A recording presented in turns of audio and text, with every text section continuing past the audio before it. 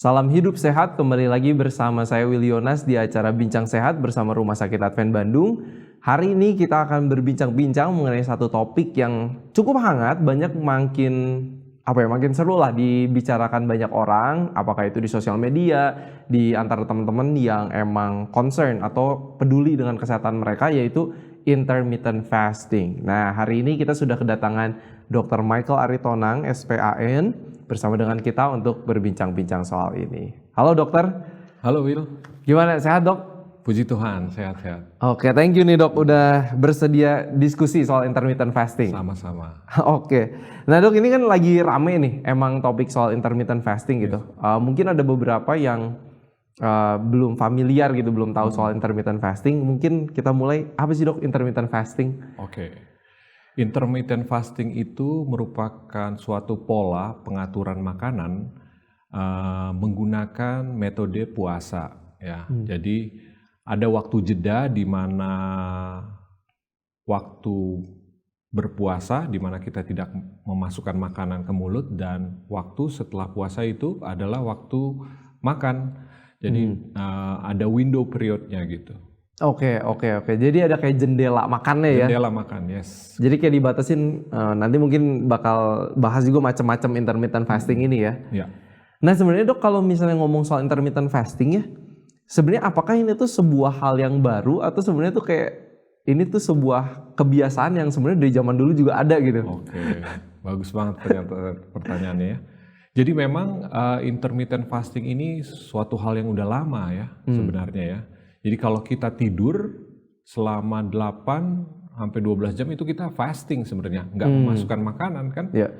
Ya, bedanya pada metode ini waktu itu diperpanjang lebih lama lagi gitu waktunya. Jadi ini sebenarnya hal natural bagi tubuh kita untuk melakukan ya, dan seharusnya karena natural lebih mudah dilakukan. Permasalahannya dogma kita pada era modernisasi ini di mana kita harus makan teratur setiap 4 jam atau 3 atau sampai 5 kali sehari, ini yang merubah jadi kebiasaan kita pada era modernisasi ini yang sebenarnya nggak bagus buat tubuh kita gitu.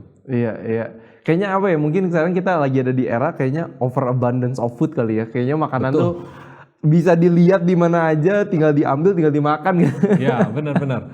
Zaman sekarang ini lebih masalah itu kalau khususnya di kota-kota besar kita lebih banyak makanan gitu, nggak kayak dulu. Tapi memang yang menyedihkannya di sebagian daerah sama sekali nggak ada makanan malah ya. Benar.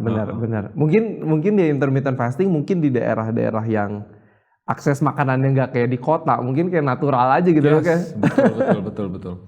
Emang menarik ya, mungkin ngobrol sama teman-teman juga kayaknya banyak yang punya kebiasaan sebelum tidur ngemil sesuatu dulu, bangun tidur tuh langsung makan lagi gitu. Iya, takutnya pusing katanya kalau belum makan katanya. Oke, menarik. Nah dok, tadi kan dokter tadi bilang ini tuh intermittent fasting tuh kayak puasa yang sengaja dipanjangin gitu ya.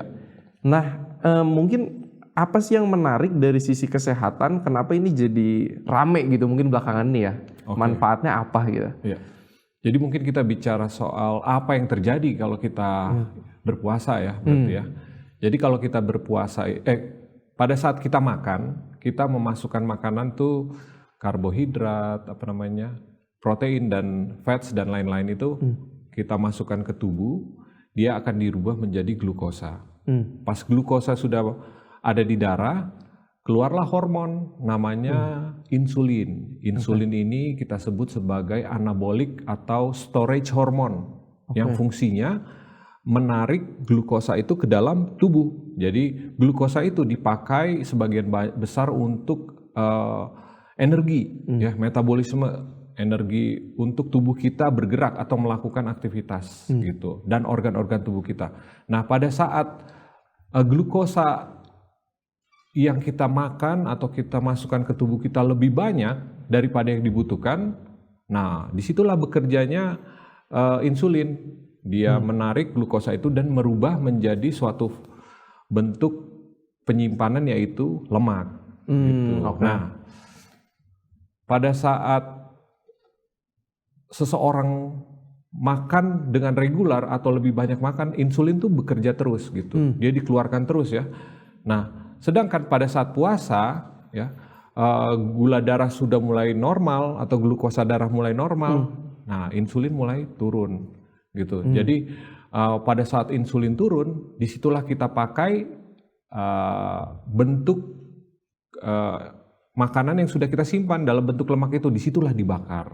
Nah yang terjadi tubuh kita ini sudah didesain sedemikian rupa bisa menyimpan makanan itu ya dalam bentuk lemak gitu ya.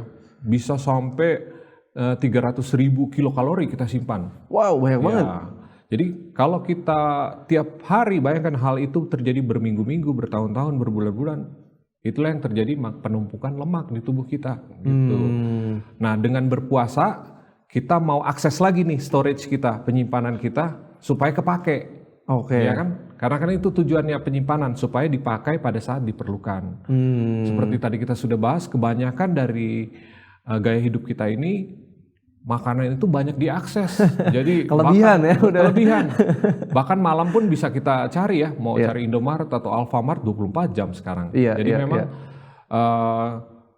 kita harus merubah pola pola makan ini, karena ternyata kalau lebih dalam lagi ini bukan sesimpel penyimpanan yang banyak, ternyata ada perubahan hormonal di tubuh kita yang mempengaruhi kesehatan tubuh kita secara penuh gitu ya. Berarti tadi yang dokter mention ini berarti berkaitan sama weight loss juga ya? Yes, weight loss ya. Tapi kayaknya masih banyak lagi nih yang lain ya. Banyak sebenarnya. Kayak menariknya adalah ketika mungkin di zaman sekarang ya itu ya, orang mungkin udah mulai punya uang. Terus kayak ngapain gue puasa gitu kan kayaknya. Orang ada duit juga gitu buat beli makanan ya. Nah itu selain untuk fat loss atau penurunan massa lemak ya, penggunaan storage penyimpanan lemak yang tadi, di puasa ini yang diketahui sekarang tuh manfaatnya ada apa lagi sih dong? Jadi saya lanjutkan ya. Jadi pada saat kita mengakses storage itu, lemak itu di metabolisme, namanya dipecah-pecah menjadi keton ya, atau asam lemak. Dia itu digunakan menjadi bahan untuk energi di seluruh tubuh kita ya. Kan ada dulu yang mengatakan katanya otak kita hanya berfungsi oleh gula, ternyata enggak ya. Ternyata keton atau asam lemak itu bisa digunakan sebagai sumber energi untuk otak kita. Bahkan sudah diteliti bahwa dengan berpuasa ini meningkatkan namanya BDNF ya, Brain Derived Neuropathic Factor ya. Artinya dia menyebabkan bisa neurogenesis, neuroplasticity. Ini menyebabkan pada orang yang berpuasa cukup panjang, dia malah lebih fokus kadang-kadang, lebih berenergi gitu. Kayak regenerasi si sel-sel di otaknya tuh lebih bagus malah. Yes, kan kita dibilang katanya wah kita harus makan terus supaya punya tenaga. Ternyata itu tidak benar. Malah dengan mengambil cadangan kita, yaitu lemak itu untuk dipecah gitu. Ternyata bagus juga buat neurologic function kita, yaitu fungsi otak ya. Iya, jadi itu salah satu fungsinya, bisa membuat kita lebih fokus. Memang awal-awalnya pada saat karena tubuh kita terbiasa dengan sumber makanan yang dari glukosa atau dari gula. Pada saat kita mau memberhentikan itu, tentu ada efek-efek tubuh yang kita harus beradaptasi ya. Pusing, ya agak lapar. Iya, pasti lapar pertama pasti ya itu. Iya, takut, gula darah rendah, sebenarnya bukan itu. Ternyata gula itu nyebabin adiksi juga. Gitu. Nah, gimana kita tahu kalau kita di posisi berpuasa atau fasting itu? Ya caranya memang dicek gula darahnya sih. Kalau di luar negeri itu ada namanya continuous glukometer ya. Jadi dia tahu kan, selalu ketakutannya orang yang ada sakit gula atau orang yang sudah tua atau yang mungkin ini nanti gula darah saya rendah. Iya, aman gak gitu ya. Iya. Padahal sebenarnya tubuh kita mempunyai mekanisme namanya gluconeogenesis gitu ya, merubah zat lain untuk menjadi gula atau sebaliknya gitu. Jadi jangan takut sebenarnya. Cuma memang kita terbiasa karena yang diajarkan dari kita dari dulu, orang tua kita ataupun mungkin iklan-iklan ya. Karena kan sekarang industri makanan nih kencang juga ya. Kenceng banget, iya, kenceng banget gitu ya. Jadi mereka memang kalau nggak, gimana cara buat masyarakat sekarang ini untuk makan terus gitu supaya kepake ininya. Naikin sales juga ya. Salesnya, ya. Jadi ternyata memang fungsi ke otaknya memang ada. Kemudian Wow. ya salah satu yang tadi kita sudah bahas, apabila kita makan gula atau glukosa, ya, gula darah meningkat, ada namanya hormon insulin. Hormon insulin itu namanya storage hormon ya. Nah, ternyata insulin ini telah diteliti ya. Oke. Jadi ada seorang dokter namanya Dr. Pradip Jamnadas ya, dia dokter kardiologis intervensionis. Dia sudah terbiasa melakukan coronary angiography pada pasien-pasien dengan penyakit jantung koroner. Jadi dia nih melakukan banyak usaha ya, gimana cara memperbaiki gaya hidup pasien-pasiennya. Ya dia coba makanan dengan kalorik restriksi, jadi makan orang sakit gula itu biasanya Dikurangin gitu ya. Ya, oh iya, tapi pertama gini dia pengen tahu gitu kenapa ya, apa ada hubungannya dengan gula darah. Akhirnya dia tes lah dari pasiennya ini, dia tes namanya gula darah sewaktu gitu. Oke. Dan dia temukan hanya 1/3 dari pasiennya itu yang ada masalah gula. Nah, ini kan cukup kurang ya. Akhirnya dia gali lagi lebih dalam. Dia pikirkan apa ya penyebabnya, apakah memang gula. Akhirnya dites kadar insulinnya. Dan ditemukan memang ditemukan gula darahnya normal, tapi insulinnya sudah bekerja terus. Oh, Gitu. menarik nih. Jadi pada saat makanan masuk menjadi gula, insulin kita kasih dikeluarkan untuk menyerap dia ke dalam ini ya, jadi lemak ya. Nah, dan ini terjadi berulang-ulang gitu. Jadi tentunya pada makanan berikutnya insulin yang lebih lagi diperlukan gitu. Untuk narik gitu. Nah, inilah mekanisme awal namanya prediabetik. Oke. Nah, prediabetik artinya ya ternyata progresi penyakit gula ini udah bertahun-tahun berjalan. Yang kita rasa kalau kita cek kesehatan, oh bagus, oh gula saya Masih aman kok ya gitu. betul. Padahal insulin kita sudah bekerja kuat sampai akhirnya dosisnya yang bertambah terus ini membuat lama-lama jadi insensitif. Itu kan problemnya orang sakit gula, ya insulin resistan. Nah, jadi ada hubungannya dengan insulin, tentunya manfaat bagusnya menurunkan insulin sehingga kita bisa memperbaiki masalah metabolic problem tadi itu. Ya gula darah meningkat atau sakit diabetes itu bisa diperbaiki tentunya perlahan gitu. Itu salah satu benefit yang luar biasa juga. Wow, itu menarik banget ya. Gula darah normal, ternyata pas insulin dites udah tinggi-tinggi terus gitu insulinnya ya. Betul. Wow, ini buat teman-teman yang lagi nonton ini semoga juga bisa dapat segala sedikit insight ya, Dok ya. Iya. Jadi kayak mungkin berarti kalau misalnya kita jam 7 pagi makan, terus jam 9 ngemil lagi, jam 11 ngemil lagi gitu ya. Kayaknya insulinnya ini terus ya. Kerja terus dia. Iya. Wow, oke, menarik nih. Nah, kalau itu kan tadi dokter udah mention tentang manfaatnya buat otak, buat fat loss. Terus kalau misalnya atau buat diabetes ya tadi ya, kalau dari organ pencernaan gitu, Dok. Sebenarnya kan kalau lagi puasa tuh ada sesuatu manfaat juga nggak sih kalau buat organ pencernaan? Banyak sekali ya. Jadi memang organ pencernaan ini dia kalau kita makan terus dia bekerja terus. Ya. Mengeluarkan enzim-enzim, mendigest makanan dan lain sebagainya. Nah, tentunya yang namanya organ tuh butuh istirahat juga. Iya. Dan apa yang terjadi pada saat istirahat tentunya dia merepair lagi kondisinya. Ada pembicaraan tersendiri mengenai gut microbiome ya, atau ada bakteri yang di dalam tubuh kita yang ternyata memiliki efek yang cukup signifikan dalam kesehatan kita. Nah, dengan gaya hidup makanan modernisasi ini, di mana fast food, processed food, makanan high caloric food sama makanan-makanan tinggi sugar, itu sangat mempengaruhi microbiome atau gut microbiome ini. Dan gut microbiome ini ada beberapa teori yang mengatakan banyak penyakit autoimun biasanya awalnya dari leaky gut. Nah, jadi kan dia rusak itu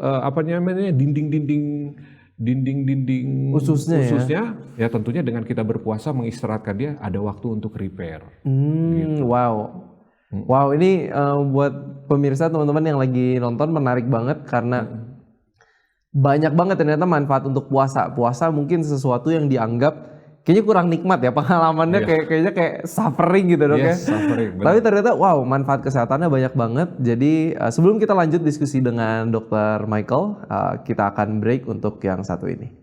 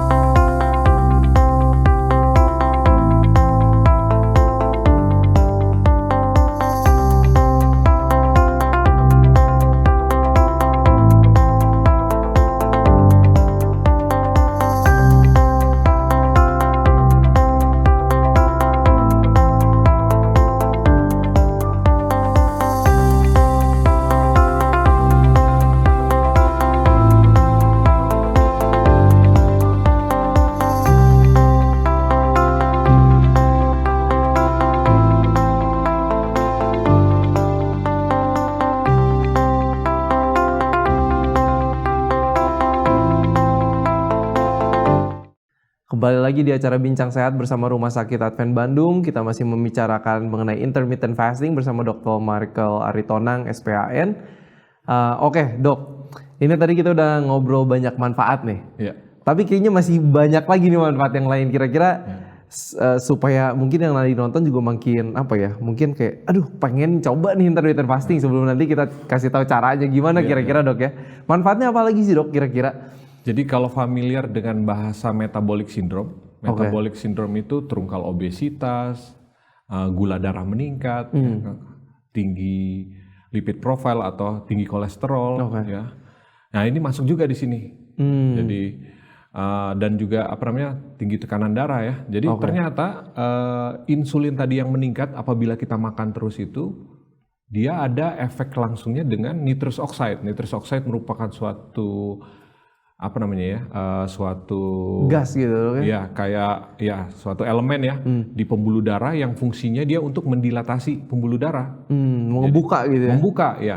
Nah pada saat insulin tinggi, nitrous oxide rendah, makanya pasien-pasien dengan yang biasa insulinnya tinggi di tubuh kita, di tubuhnya tensinya biasanya rendah. Nah pada saat kita mempraktekkan fasting, biasanya tensinya pada orang-orang ini turun biasanya. Jadi itu salah satu benefitnya. Tensi, yes.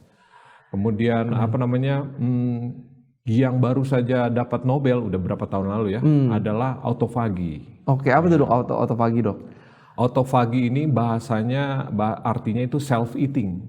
Oke, self-eating. Jadi di dalam tubuh kita ada sel-sel ya, banyak sel. Nah sel itu terdiri dari protein dan lain-lain ya, ada lipid itu ya. Nah sel itu ada waktunya, ada umurnya. Pada saat dia sudah berumur, banyak protein-protein yang kita bisa bilang udah jadi sampah. Oke. Ya.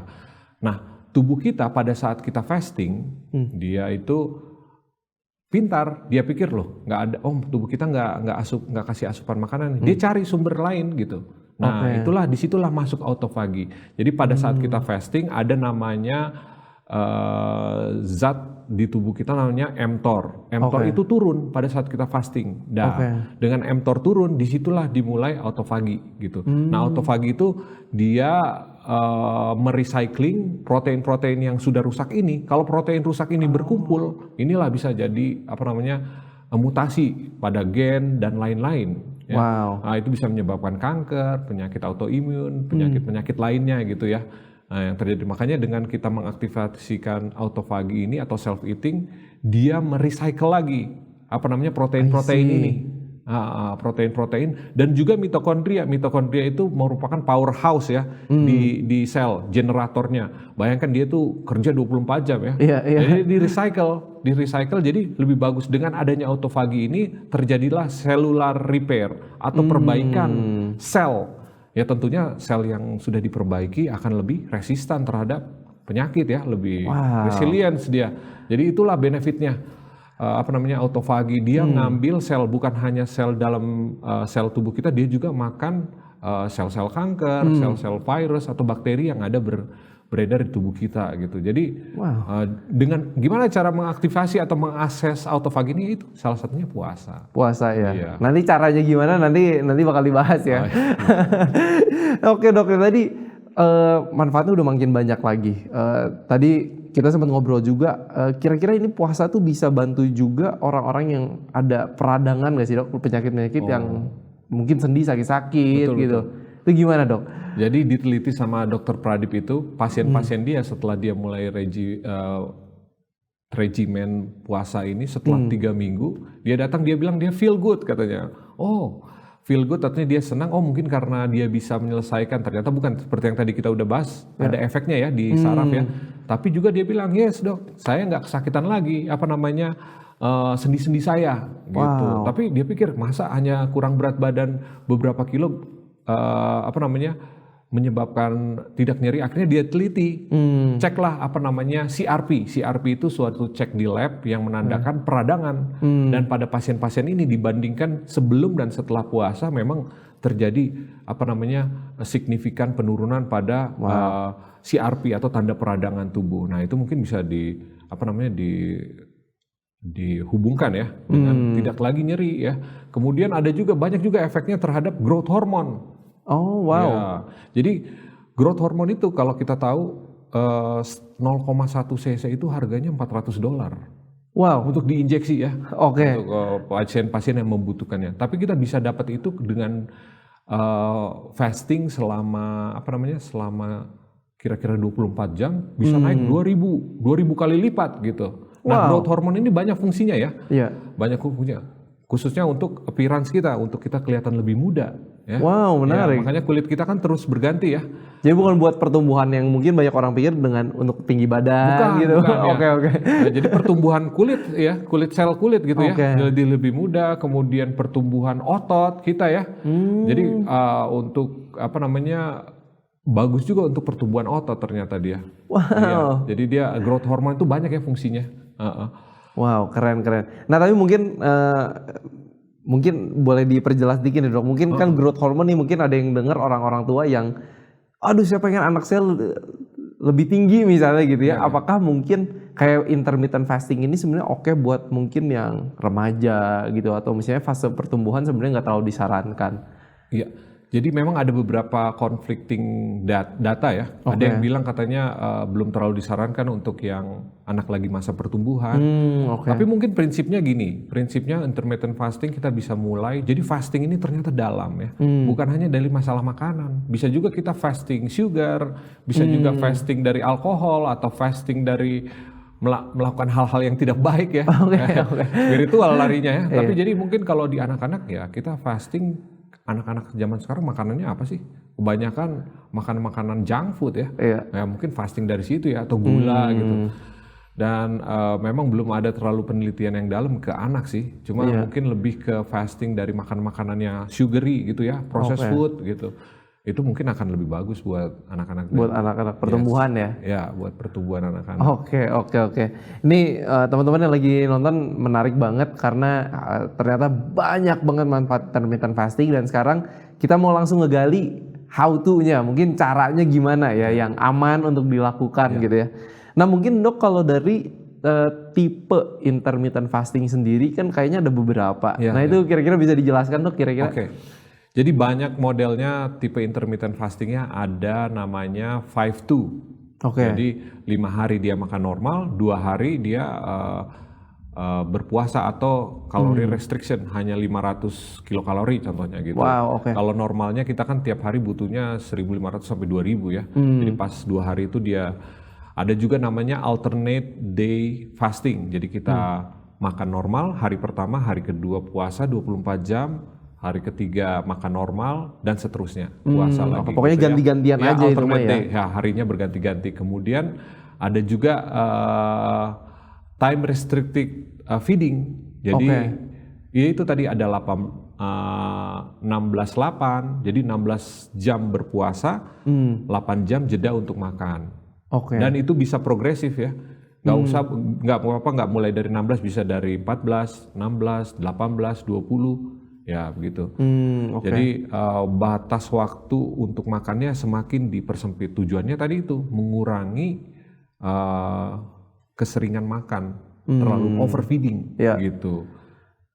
Ada juga yang saudara kita lakukan, yaitu pada saat berpuasa di bulan Ramadan. Ya, jadi dia puasanya mulai dari pagi subuh, kemudian selesai sore. Itu juga sama, dia malah itu intermittent juga ya. Sudah diteliti memiliki anti-cancer effect juga dia. Luar biasa memang puasa ini. Luar biasa, dan itu 1 bulan penuh juga lagi ya dilakukannya ya. Ada juga extended feeding, extended fasting gitu, yang puasa sampai berhari-hari dengan water fast saja. Tapi mungkin itu beda lagi ya, karena lebih dalam sepertinya kalau itu.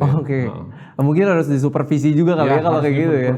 Kembali lagi, kita kalau di luar memang kita tes, ada glukosa test monitoring dengan supervisi dari profesional mungkin ya, supaya tahu diajari kapan dia ngecek gula darah gitu, dan gimana caranya dan lain-lain gitu.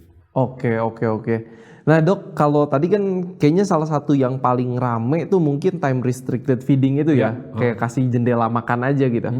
Nah, dari manfaat yang tadi dokter mention gitu ya, puasanya tuh harus berapa jam sih yang terlihat manfaatnya gitu? Apakah misalnya puasa 10 jam cukup, 12 jam cukup, atau startingnya tuh harus dari 16 jam gitu? Oh iya, oke. Jadi memang ini bagus ya pertanyaannya, karena yang pertama biasanya yang mulai awal itu yang agak sulit ya. Tapi prinsipnya harusnya kita buat simple supaya lebih mudah diikuti. Jadi prinsip pertama itu kita harus lakukan ini secara gradual, perlahan. Perlahan. Kalau kita biasa tidur 8 jam sampai 10 jam lah ya, karena katanya sudah diteliti bahwa sebaiknya jangan langsung makan kalau kita bangun katanya. Itu juga ya. Jadi minimal 10 jam tuh kita udah fasting sebenarnya. Tinggal kita tambahkan 12 jam. Tentu naiknya harus gradual. Nah, itu pertama, prinsipnya adalah gradual. Kita mulainya perlahan ya. Kedua, kita mulai singkirkan makanan-makanan gula dan processed food gitu. Jadi jenis makanannya juga yang perlu diperhatiin ya? Iya, karena ini yang menyebabkan kita craving atau adiksi itu. Jadi dengan menyingkirkan itu, pas kita mulai fasting yang intermittent lebih mudah gitu. Jadi memang ini sifatnya gradual, dan dia tujuannya bukan untuk mengurangi berat badan sebenarnya. Itu tambahannya aja. Plus lah ya, nilai plusnya. Karena pada awal-awal biasanya malah berat badan nggak turun. Oh, menarik. Ya, karena kan ini proses perubahan metabolik atau hormonal yang sudah lama kita bangun dari kecil ya. Mana insulin bekerja terus, ya tentu merubahnya pun harus pelan-pelan. Jadi badan juga kayak nggak shock gitu dok? Ya, supaya badan nggak shock juga gitu. Oke. Nah kalau mungkin dari pengalaman dokter Michael sendiri gitu ya dok, ketika dokter coba intermittent fasting, dokter mulainya gimana tuh dok? Jadi yang saya lakukan biasanya saya lakukan waktu itu skip breakfast biasanya. Mereka bilang katanya breakfast the most important meal. Itu sebenarnya nggak seluruhnya benar ya. Ya. The most important meal ya itu konten dari meal kita itu sendiri. Iya. Jadi kalau kita makan makanan pagi tapi banyakkan karbonya atau fast foodnya, itu nggak bagus juga buat kita kan sebenarnya. Jadi saya mulai dari itu waktu itu, dan selama 6 bulan berat saya nggak turun waktu itu. Wow. Iya, karena konsep jeda makannya waktu itu masih salah saya. Karena pas saat saya makan boleh makan apa aja kan. Jadi saya tidak atur makanannya. Akhirnya setelah 6 bulan saya mulai strict hilangkan gula. Ya, jadi yang biasa saya minum jus pakai gula tambahan. Pakai gula itu saya nggak minum sama sekali gitu ya. Jadi saya hanya fokus makan pada waktunya aja, dan nggak ada makanan-makanan gula, makanan processed food saya kurangi sama sekali. Oke. Ya, jadi itu saya mulainya seperti itu. Itu susah juga nggak, struggle juga nggak dok pas mulai tuh? Awal-awal pasti iya, karena itu Oke. dia gula itu menyebabkan adiksi, kita jadi pusing. Padahal sebenarnya gula darah kita nggak rendah itu. Cuman karena udah kebiasaan aja ya? ya, tubuh kita craving gitu. Ya kalau Wow. craving artinya adiksi kan. Iya, iya, Jadi iya. tentunya untuk merubah sesuatu pelan-pelan, akhirnya bisa juga. Malah pas saya coba waktu itu extended fasting sampai beberapa 1-2 hari, malah saya feel good. Nah, Wow. ternyata itu yang tadi sudah kita pelajari, dia malah membuat bagus buat saraf kita ya, dari Oke. sel lemak itu yang dipecah.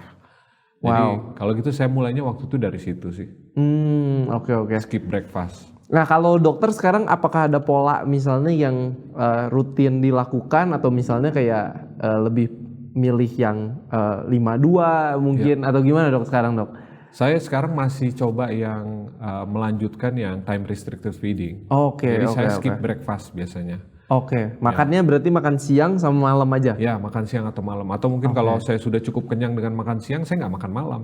Jadi memang oke. ternyata metabolisme di tubuh kita ini harus dibuat apa bahasanya ya? Dia nggak harus fleksibel gitu. Oke, oke. Nggak harus selalu nggak makan pagi. Bisa juga nggak makan malam. Harus karena kadang-kadang Oke. banyak indikasi sosial ya. Contohnya kalau yang di kota mungkin ya, kita ketemu malam. Tentunya kita harus makan malam gitu Iya, ya. iya. Karena kan social meeting gitu ya. Nah, jadi memang kita harus buat tubuh kita itu fleksibel. Oke. Jadi nggak boleh terlalu strict dan kita nggak boleh buat diri kita stres kalau seandainya kita gagal hari itu. Oh iya, itu penting, itu penting. Iya, kadang-kadang karena stres itu membuat masalah juga metabolik di tubuh kita ya. Nggak bagus juga ternyata stres ya. Jadi banyak pengaruhnya sih, fasting harus sangat berhubungan dengan tidur, ya, stres, sinar matahari ya, dan lain-lain. Banyak sekali sih, luas sebenarnya. Oke, oke. Ini buat teman-teman yang lagi masih menyimak, semoga teman-teman udah dapat insight, tapi kita akan ngobrol lebih banyak lagi, diskusi lebih banyak lagi terkait intermittent fasting setelah break yang satu ini.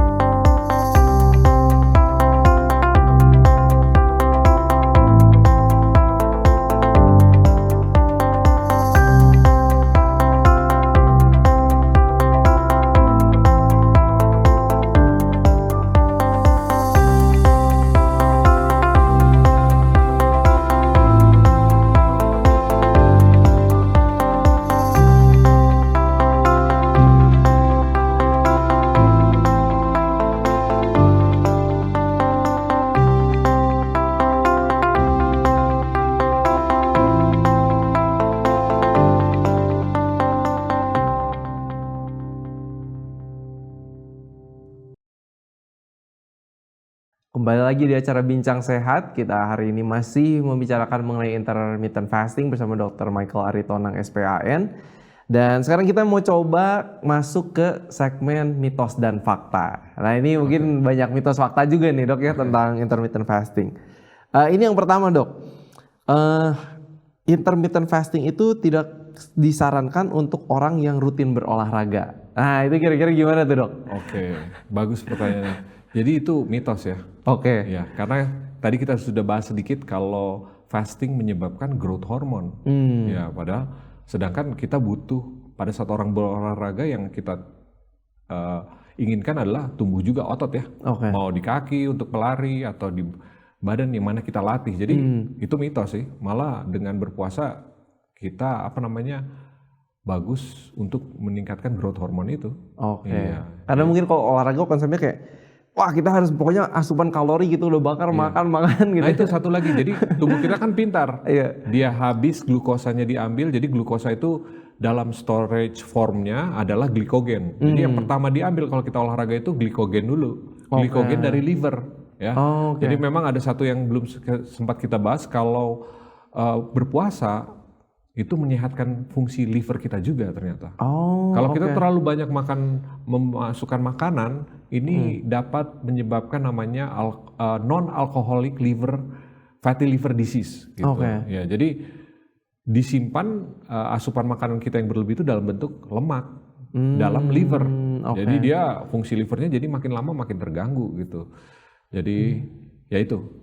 Jadi justru dengan kayak misalnya kita udah intermittent fasting nih, dari makan malam terakhir, bangun pagi, kita olahraga dulu nggak apa-apa ya justru, nggak apa-apa. ya? Dalam bagus. Kondisi puasa ya? Ya, malah itu adalah salah satu cara memboosting ya efek autofagi tadi itu. Ya, autofagi kan banyak ya, selain cellular repair, anti cancer dan lain-lain, itu dengan cara berolahraga kita tambahkan pagi-pagi. Makanya pas kita memperpanjang puasa kita tambahkan dengan olahraga dalam bentuk apapun. Mau dari jalan pagi, mungkin yang senang push up lah, squat di rumah, training atau latihan-latihan lain ya, seimbangan tuh bagus buat. Berarti ada efek boostingnya nih ya teman-teman. Jadi gak masalah untuk olahraga di pagi hari setelah melakukan intermittent fasting. Betul. Oke, menarik. Ini pertanyaan selanjutnya. Ini mitos atau fakta, intermittent fasting hanya perlu dilakukan oleh orang-orang yang kelebihan berat badan.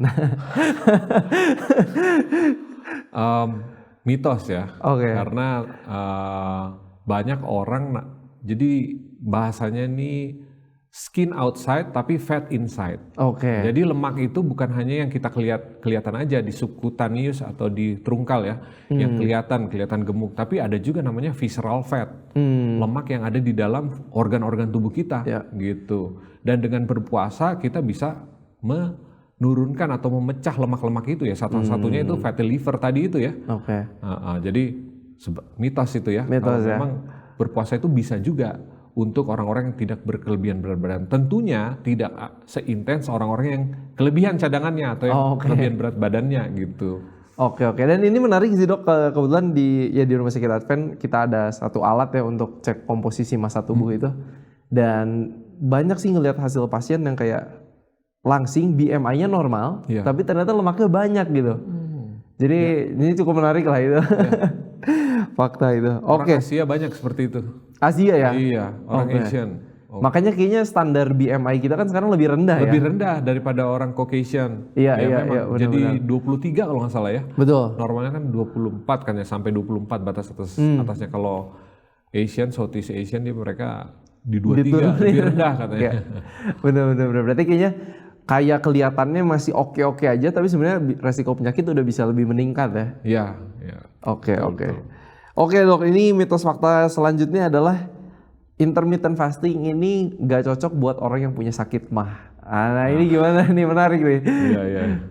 Jadi kalau ini testimoni mungkin ya, sharing ya. Jadi istri saya juga punya mah yang cukup kronis. Ya kalau dia mah itu bisa sampai kesakitan ulu hati, sampai gak nafsu makan, mual ya. Ini tuh kalau kayak telat makan gitu dok? Iya, kayak telat makan gitu ya.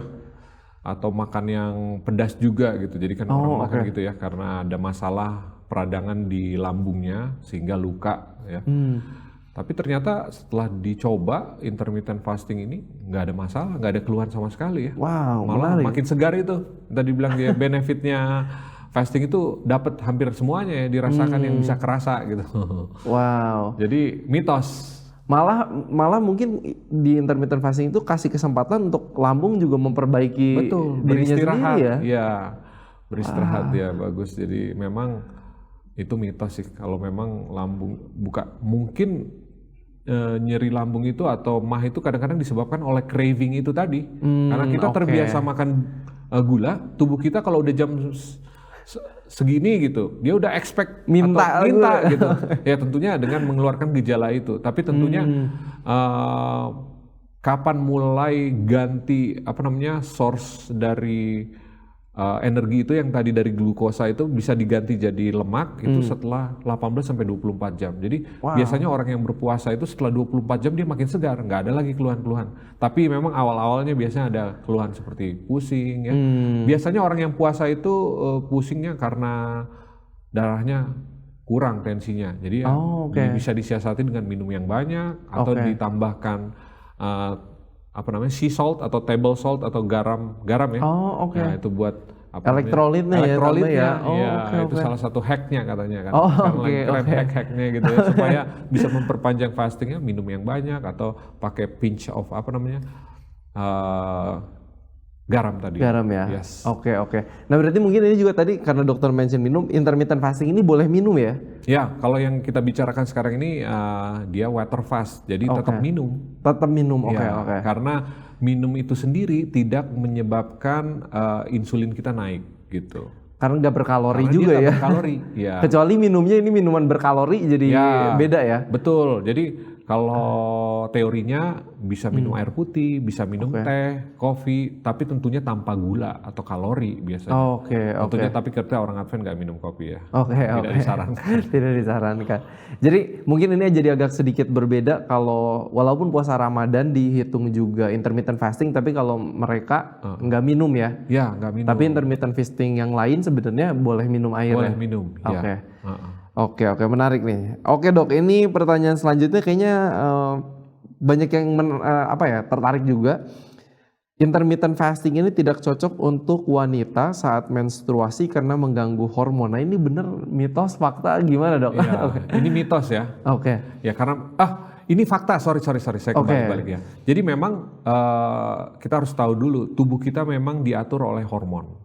Ya, salah satunya hormon pada wanita ya tadi datang bulan tuh diatur oleh hormon, ya.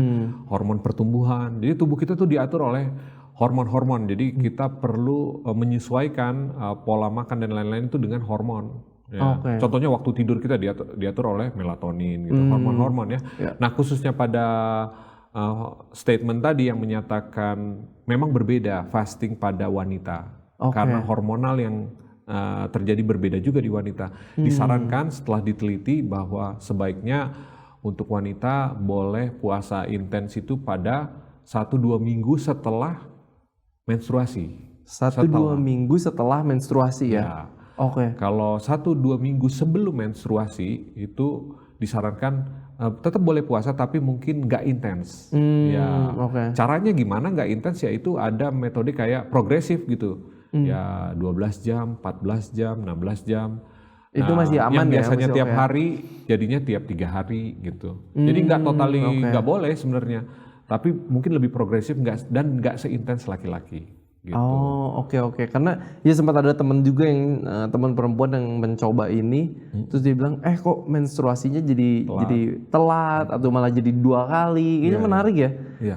Menarik ya. Oke, berarti ada regimen yang berbeda dok ya buat perempuan ya? Iya. Prinsipnya sih less intense sih. Less intense. Iya. Oke. Kalau di wanita, kalaupun mau puasa yang intens itu lebih baik di 2 minggu awal setelah menstruasi. Oke.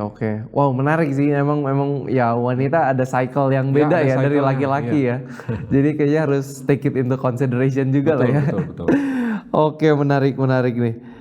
Nah, dok, kalau misalnya sampai ada yang pengen coba intermittent fasting, saran dokter mungkin boleh diulang dari yang tadi ya.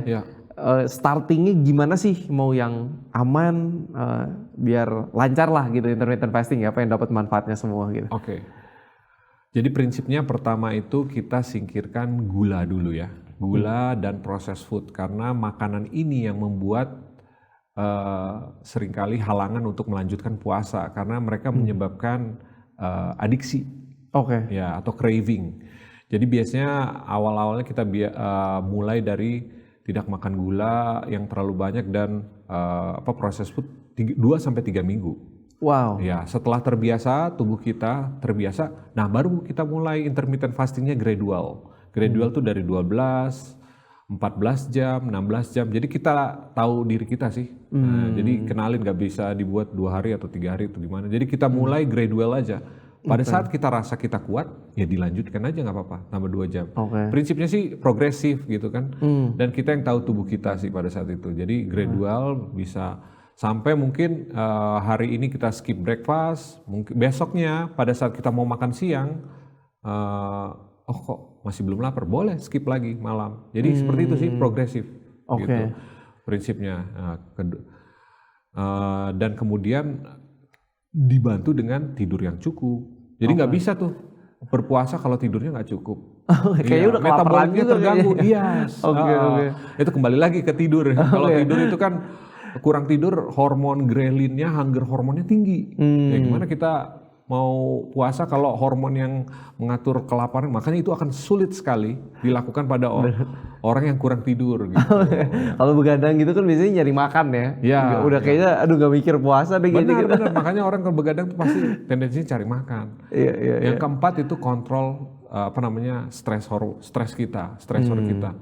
Kalau terlalu banyak stres di kerjaan, di keluarga, di lingkungan, ini mengganggu juga proses ini kita.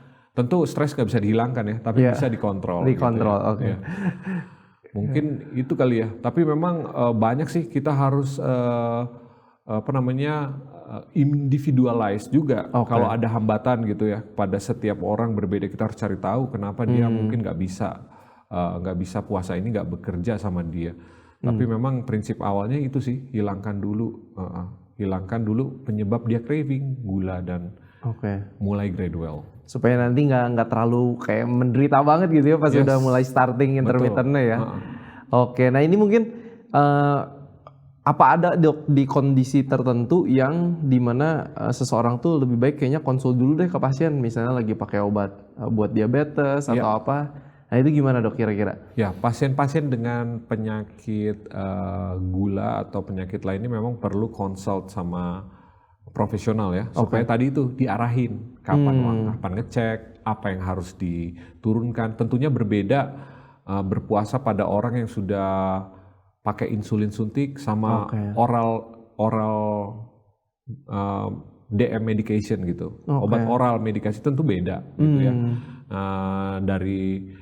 Dari pengalaman Dr. Pradip ini, dia bilang kalau untuk berpuasa di atas 24 jam untuk oral medikasinya nggak di stop sih, tapi tetap dengan continuous glucose monitoring itu. Supaya make sure aman gitu ya. Tapi once sudah di atas 24 jam, biasanya di stop semuanya. Jadi memang itu lebih detail sih. Mungkin nanti ikut programnya R1 diabetes ya. Emang harus personalize juga ya kayaknya. Personalize itu untuk yang gula gitu. Jadi kalau untuk ibu hamil, ibu menyusui mungkin ditunda dulu puasanya. Mungkin nanti kalau sudah, kenapa ditunda? Karena pada populasi ini mereka butuh nutrisi yang lebih banyak gitu. Karena kalau prinsipnya puasa itu mengurangi mengurangi asupan. Padahal pada saat itu mungkin dia butuh lebih. Jadi mungkin untuk orang atau anak yang sedang bertumbuh atau dengan penyakit kritis kita nggak sarankan untuk puasa dulu ya, atau dengan supervisi gitu. Wow, ini menarik sekali pembahasan mengenai intermittent fasting. Semoga teman-teman yang lagi nonton boleh dapat banyak informasi dan juga mungkin penasaran ya, ke-trigger nih untuk mendapatkan segala manfaatnya dari intermittent fasting. Kita hidup di zaman yang overabundance of food, kebanyakan makan, akses makanan itu juga terlalu gampang, dan ternyata puasa ini bagus banget buat kesehatan kita. Jadi inilah yang bisa kita bawakan untuk di acara Bincang Sehat kali ini. Tuhan memberkati.